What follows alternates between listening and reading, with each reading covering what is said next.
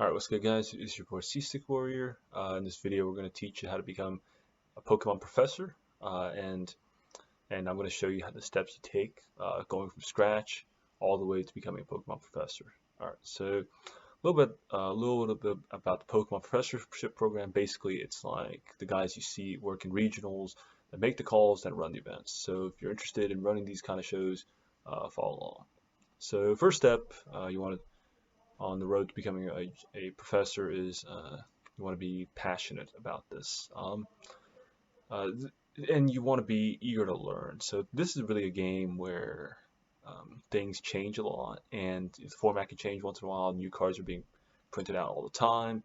So really, and you know, if and I was a judge before in Yu-Gi-Oh, and I know that there's a lot of different interactions that I haven't yet encountered, and Pokemon's the same thing. So there's different interactions every day. There's new cards being printed out every day. There's new scenarios all the time. So really being eager to learn, being passionate, and being humble.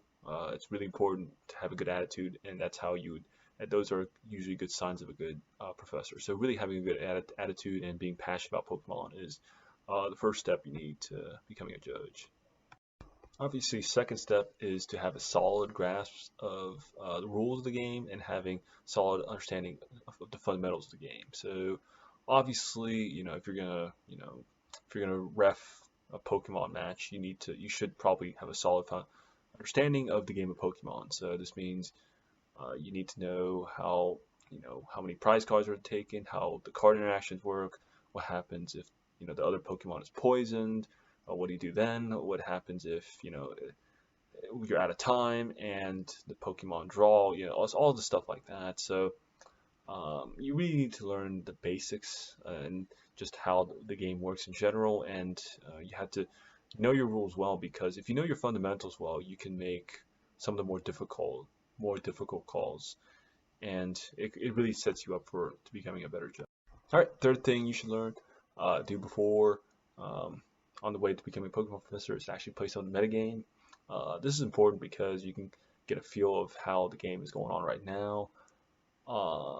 So, for example, you would be able to see what the common card interactions are. For example, in today's in, in previous times, the metagame was tag teams, GX. You know, I think it still might be like that today. I haven't really checked on that, but really getting a sense of what the metagame is right now allows you to predict some of the possible interactions that might come up between uh, in each match, and so really getting a feel of today's current game is pretty important. So that would be step number three.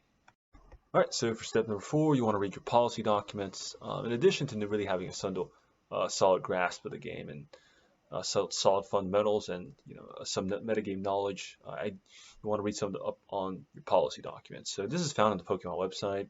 The policy documents are stuff like what cards are allowed in certain regions, what are the penalty procedures, what happens if what spectators are allowed, etc., etc. So the Pokemon professorship test is this tests not only your knowledge of the rules but also your knowledge of the policies. So, for example, in one of the exam questions I think I had a couple years back, it asked about if what cards were legal in a certain country, and that's something that if you read up on your policy documents, you would have an idea where to look. So and you to where and how that works. So really, getting a good solid fundamental understanding of some of the policies would be really helpful when you take your test.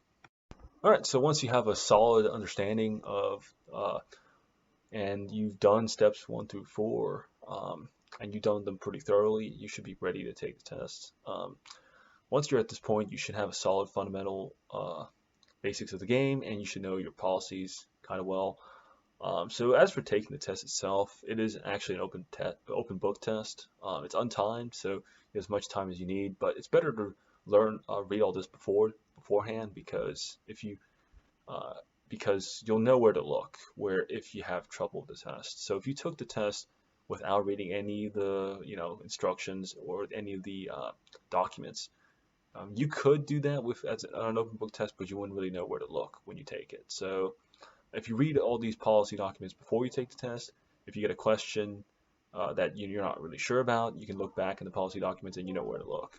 So the test itself is an open book test, but it's untimed. But there is a drawback. If you don't pass your first time around, I think they make you wait like 3 weeks before you can take it again.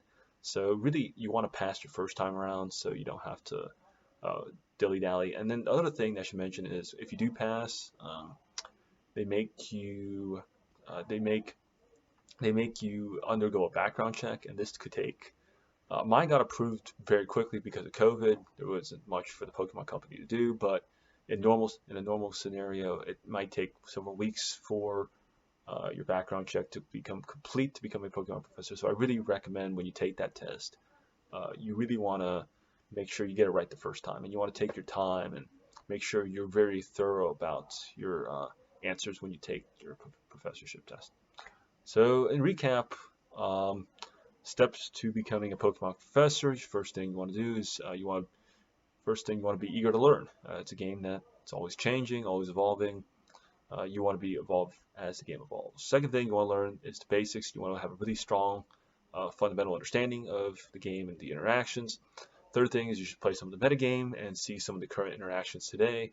Fourth thing is to read your policy documents. Those policy documents, there's probably going to be several questions about those on the test. And fifth is you want to actually take the exam, and you really want to pass it your first time around. So yeah, those are the steps to becoming a Pokemon Professor. Thank you guys for watching, and peace out.